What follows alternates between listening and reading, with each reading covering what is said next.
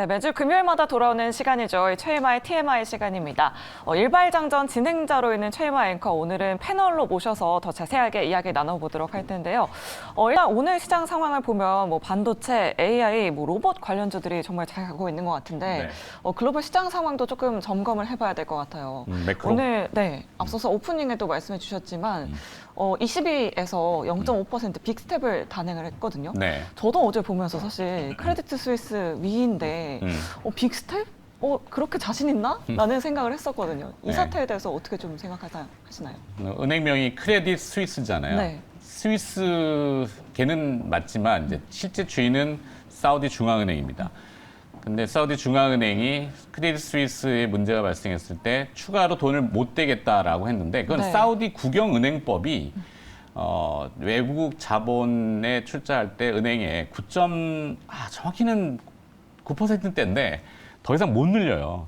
그러니까 법을 뜯어 고쳐야 되니까 돈을 더 대주고 싶지만 못 대준 거죠. 근데 스위스라는 나라는 잘 아시겠지만 비자금의 천국, 검은 돈의 천국이죠. 그러니까 크레딧 스위스를 넘어뜨리면은 이상한 문제들이 많이 발생하기 때문에 스위스 중앙은행인 SNB가 나서서 돈을 대겠다. 그러니까 살아난 거죠. 70조 원을 투자했잖아요. 70조 원인데 순차적으로는 아마 정리할 가능성은 배제할 수 없겠고 만약에 정리하더라도 같은 스위스계인 UBS가 인수해갈 가능성이 좀 높아 보여요. 해결을 할 수 있으니까 뭔가 대응책이 있으니까 ECB가 50bp 금리 인상을 하는 거죠. 그게 준비가 안 돼 있으면 금리 인상해가지고 또 박살 날 텐데. 그러니까요. 그런 비하인드, 뒷면의 이야기들이 좀 있는 것 같습니다. 그만큼 유럽 중앙은행에서는 유럽발 금융위기는 없다라고 좀 일축시키는 거네요. 약간 그렇게 되는 거죠. 네, 알겠습니다. 실버게이트 사태부터 SVB, 시그니처에 이어서 이렇게 크레디트 스위스까지 위기에 좀 직면해 있는 것 같은데 사실 시장에서는 다음 타자는 누구인가 이런 이야기도 나오고 있어요. 특히나 이 퍼스트 리퍼블릭의 주가가 월요일에 61% 급락을 했었다가 또 다음 날에 다시 또 30% 반등을 했다가 어제 또 10몇 % 빠졌단 말이죠. 종가는 10%대가 올랐고 이제 연합을 해서 미국의 대형은행 11곳이 연합을 해서 이제 자금을 대겠다 300억 달러인가요? 그러니까 이게 번지는 거죠. 처음에는 24위권인 그 시그니처 뱅크가 안녕하고 그다음에 16위권인 VB. 많은 걸 외워야 돼서 SVB가 이제 또 안녕이라는 거는 이제 파산이죠. 그렇게 하다 보니까 이게 14위인 퍼스트 리퍼블릭까지 오는 것 같아. 그러면 그게 또 저희 진화가 안 되면은 순차적으로 위로 올라갈 것 같으니까 여기서 불을 꺼야 되겠다. 그래서 쏟아부은 건데 미국의 중앙에 있는 주요 기관들은 다 동원이 됐어요. 미국 재무부, 그다음에 FDIC라고 하는 예금보험공사, 그다음에 연준. 거기에 어제 또 새롭게 등장한 데가 연방통화감독청, CICC라고 하는 데인데 소방수 역할을 아주 톡톡히 해주고 있네요. 결국에는 백악관. 이렇게 다 동원이 돼서 확 덮었다는 것은 덮겠다는 얘기입니다. 그 영화로 비유하자면은 혹시 쿵푸 허슬 오늘 발음이 자꾸 세는데 쿵푸 허슬이라는 영화를 보신 분도 있고 못 보신 분도 있을 거예요. 오래전 영화 아닌가요? 그렇죠. 주성치 배우가 이제 한 약간 코믹 액션 무협 영화라고 할 수 있는데 거기 보면은 막 무린 고수들이 여러 가지 그 기법을 많이 써요. 쓰면서, 하지만 끝에 가면은 현명신장인가 아마 그게 부다스팜이라는 용어로 쓸 거예요. 부처님 손이 딱 등장해서 딱 덮어요. 부처님 손이 뭐냐면 예전 서유기에 나오는 손오공이 근두운을 타고 수백 리를 가보니 부처님 손바닥 아니더라. 그래서 부다스팜이라고 하는 그 현명열의 신장인가? 하여튼 그걸로 딱 덮는 게 끝납니다. 약간 그런 형태예요. 지금 미국 중앙이 다 나섰다는 것은 일단은 덮고 시간을 버는 거예요. 그렇게 이해하시면 될 것 같습니다. 그렇게 되면 저는 비용가 잘 모르겠네요. 그렇게 되면 다음 주에 있을 FMC도 또 굉장히 궁금하실 것 같은데 노무라 증권에서는 0.25% 인하 이야기까지도 나오고 있더라고요. 인하는 좀 과한 거고. 인하는 아직은 아니다. 오히려 그러면 인하를 하게 되면 부작용이 있을 수 있기 때문에 연방준비제도가 이렇게 촐싹거리지는 않아요.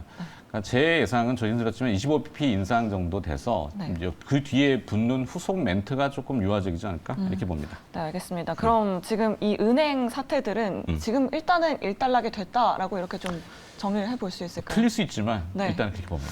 일단은 일단락이 됐고 네. 좀 반도체, AI, 다시 로봇 관련주에 좀 집중을 하면 좋을 것 같습니다. 네. 그럼 기업 이야기를 좀 해봐야 될 것 같은데 앵커님이 또 탐방을 다녀오셨다고 네, 어제 직접 하시더라고요. 다녀왔습니다. 또 지원 아나운서랑 박지원 아나운서랑 같이 갔어요. 네, 저는 왜 빼고 가신 거죠? 탐방을 가서 기업을 알아야지 그러니까요. 하니까. 네. 그 기업에 대해서 좀 자세하게 설명 좀 부탁드릴게요. 다음 주는 게임주 쪽 이벤트가 있더라고요. 네, 지금 미국 샌프란시스코에서 20날부터 24일까지 네, GDC가 맞습니다. 네. 게임 개발자 컨퍼런스가 있는데 사실 세계의 모든 그 소비의 중심은 북미 지역이에요. 그러니까 어제 갔다 온 기업은 이제 스코넥이라고 해서 VR 게임 기계 하는 회사, 게임 컨텐츠를 개발하는 전문으로 아주 집중하는 회사죠. 네. 저희 그 일발장전에서 몇 번 했는데 오늘이 아마 3번째 언급인 것 같은데 주가 계속 떨어졌어요. 그래서 주가도 지금 기술적으로 차트도 깨져 있고 수급도 깨져 있고 아직도 돈을 못 버는 회사. 그런데도 왜 갔다 왔냐면 내가 본 뷰가 틀린가? 그걸 확인하기 위해서 갔죠. 뷰는 틀리지 않았습니다. 뷰는 확실하고 방향성도 맞아요.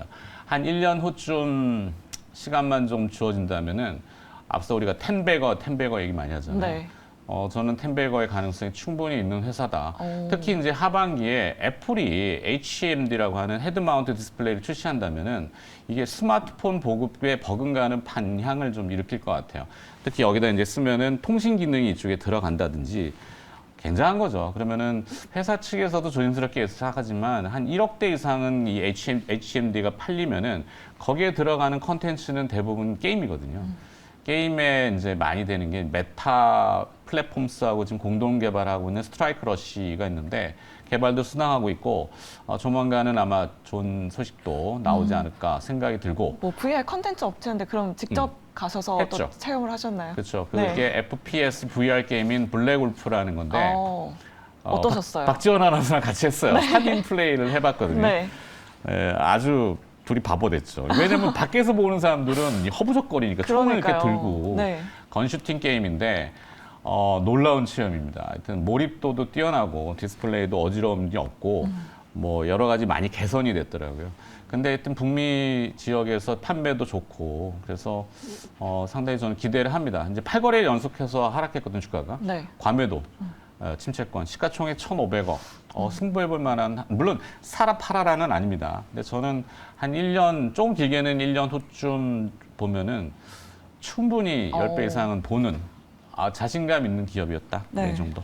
또 상장한 지도 얼마 안 됐잖아요. 1년 됐죠, 지난해 2월에 상장했었는데 그때 앞서서도 오버행 물량에 대해서 조금 말씀해 주셨는데 맞아요. 산업은행이 이제 엑시트했습니다. 보호해서가 풀려가지고. 근데 산업은행 말고 또 한 군데가 들어와 있는데 엠포드 쪽이고 어제 사회이사도 거기 자리를 하셨어요. 그래갖고 장기 투자에 대해서 얘기를 들었고 회사가 달라지지 않으면은 팔 생각이 없더라고요. 네, 좋은 회사인 것 같습니다. 네, 알겠습니다. 스코넥 직접 탐방도 또 다녀오셨다고 하니까요.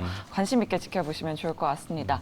자, 시간이 항상 모자르는 것 같아요. 그러니까 아쉽죠? 네, TMI는 다음 주 이 시간에 다시 찾아오도록 하겠습니다.